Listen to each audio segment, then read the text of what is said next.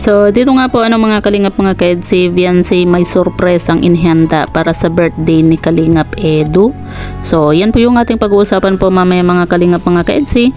Pero bago po natin ipagpatuloy ang video ito sa mga bago pa lang po sa ating munting channel, huwag po natin kalimutang suportahan ang ama ng Kalingap Kuya Val Santos Matubang at Kalingap Rab. At paunawa, panoorin po muna ang full video bago mag-comment para malaman ang nilalaman nito.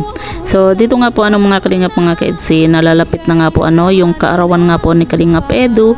At yun nga po kung hindi po ako nagkakamali, 29 na nga po itong si Kalingap Edu ngayong darating na kaarawan nga po niya At malapit-lapit na nga pong mawala po sa kalendaryo nga po itong si Kalingap Edu.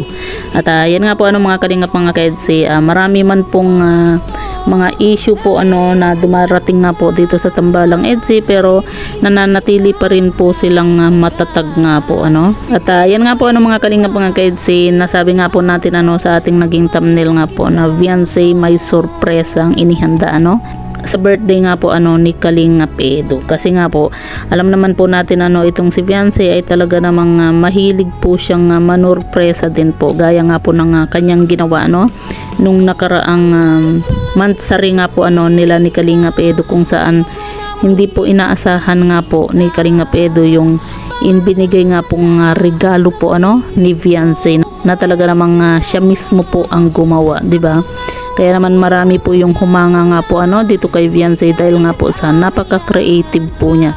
Maging itong si Kalingap Rab nga po, 'di ba? Nagulat nga po kasi yun bang napakasimple lang po ni Viancy, patahitahimik lang, pero meron po pala siyang ganung talento na grabe napaka-creative po niya, at nakakahanga po yung kanyang ginawang regalo noon, 'di ba, dito kay Kalingap Edu.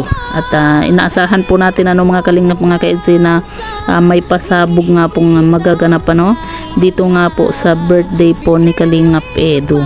At syempre ang wish lang din po natin dito nga po sa Tambalang EDSI ay maging matatag lang po sila, at wag po silang magpapa-apekto po sa mga basher na mga gustong sirain po yung kanilang pagsasama bilang love team nga po mga kalingap mga kaedsi.